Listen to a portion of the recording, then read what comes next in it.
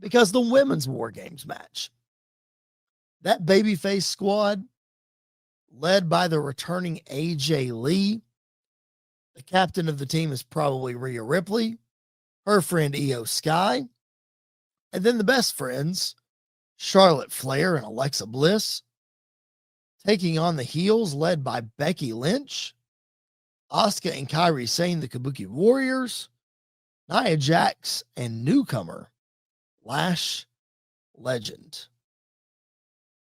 Now, we have talked quite extensively about stars on the other side for the men. I mean, you've got arguably the most star-studded field for a men's War Games match you've ever seen. But just take a look at this team. The shots from Monday Night Raw tonight. Look at these 10 women in this match, because one could argue that this is the most loaded women's War Games match that we have ever had. Multi-time world champions in Iyo Sky, Rhea Ripley, Charlotte Flair, Alexa Bliss, and AJ Lee on one side. Kairi Sane has never held world championship gold. Lash Legend obviously is a newcomer. The other three there have held world championships. So, I mean, my goodness, this is a loaded one as well.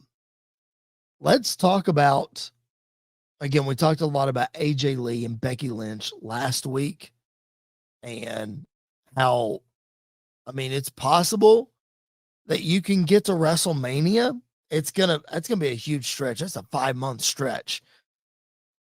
If Royal Rumble is 2 nights in Saudi Arabia, in theory, you could have this match at the Royal Rumble. But as I mentioned last week, it's going to be really hard to have a match not for a championship at Royal Rumble. But with it being 2 nights, we'll have to see.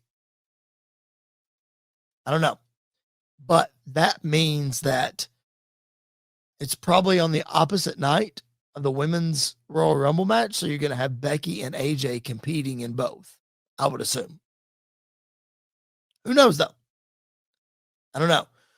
But the interesting thing to me with Becky is Becky and Charlotte in this War Games match. We're finally going to get Becky and Charlotte again, which most people don't want to see again, but the crowd's going to go nuts when those two go face to face. In fact, if I was booking this War Games match, I would start the night with Becky versus Charlotte. That 5-minute period before anybody else comes in, just let them go at it. That would be a lot of fun. What a callback that would be. Better yet, we haven't seen AJ Lee in a singles match yet. Have her mix it up with Asuka for 5 minutes. That'd be fun. Either way, this is going to be really, really good. But speaking of Charlotte Flair, it's really fun to look at what has happened with Charlotte over the last, what's it been? 4 or 5 months, maybe, with Alexa Bliss, because Charlotte Flair comes back from her ACL injury, wins the Royal Rumble. She's supposed to be a babyface, supposed to have this sob story of, oh, I got hurt. I thought my career was over. I didn't think I was ever coming back. And nobody's buying it because it's Charlotte. She immediately comes back and she's booked in the championship picture. So nobody wants anything to do with it. So she gets booed. And Tiffany Stratton gets cheered even more at WrestleMania. And Charlotte goes public saying that she doesn't understand why she's getting booed. Well, WWE makes one of the smartest booking decisions they've made in a long time, pairing her up with arguably the most popular women's wrestler on the roster, and that's Alexa Bliss. And ever since she came back at the Rumble, she can do no wrong. So they put Charlotte with her.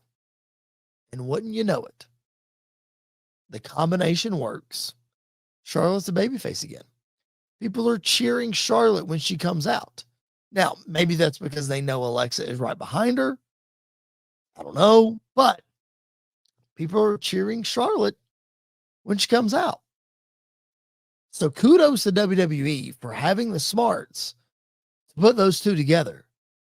But I think the most kudos of all should go to Alexa Bliss. I mean, she does not get the credit that she deserves for the work she has put in to help put Charlotte over. I mean, think about this. Last week on SmackDown, or 2 weeks ago on SmackDown, whenever Charlotte backed out of War Games, people booed. They wanted her in the match. And then when she showed up last week on Raw, she got a big pop. And you got to hand it to Alexa Bliss for the part that she has played in getting Charlotte over. Doesn't get the credit that she deserves. So when you're looking at scenarios as to how this match should end, you have to wonder where you're going to go out of this, because that's the big question with the men's match. Where are you going to go out of this? Lots of people online are speculating that either Charlotte or Alexa will turn on the other in this match. I don't know if I'm ready for that yet. Clearly, AJ and Becky need their one-on-one match. Who knows when we'll get there? But what other stories do you have? I mean, there's that looming story of Rhea Ripley has never beaten Iyo Sky, and now they're best friends. I don't think you can turn Rhea heel. Do you turn Iyo? I mean, I wanted Iyo to turn heel and go with the Kabuki Warriors a long time ago, but maybe that's in the rear view. Maybe it's Iyo versus Asuka. They still got those tag team titles, so maybe it's Rhea and Iyo going after the tag titles. I think that either way, I think you're just in a weird spot for Rhea Ripley. Like, is she going to go after babyface Stephanie Vaquer, which we'll talk about here in just a second, for the world championship? She's going to do that? I don't know. I just don't know what I think.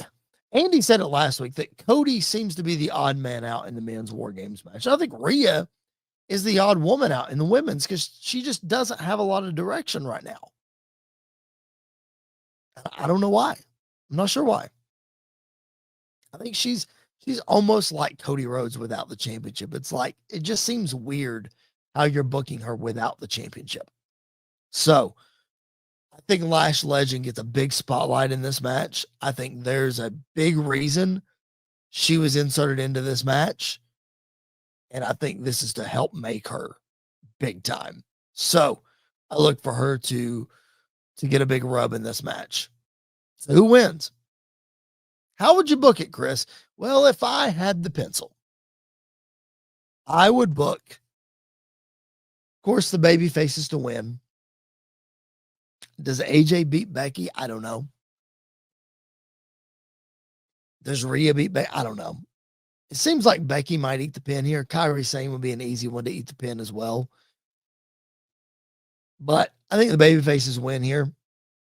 I think you could see that we're getting AJ versus Becky out of this, win or lose. So maybe Rhea picks up the win here to give her some direction. Maybe Rhea pins Asuka. I don't know. If I were booking it, I would say that Rhea Ripley pins Kairi Sane to win this match. I think that's how I would book it.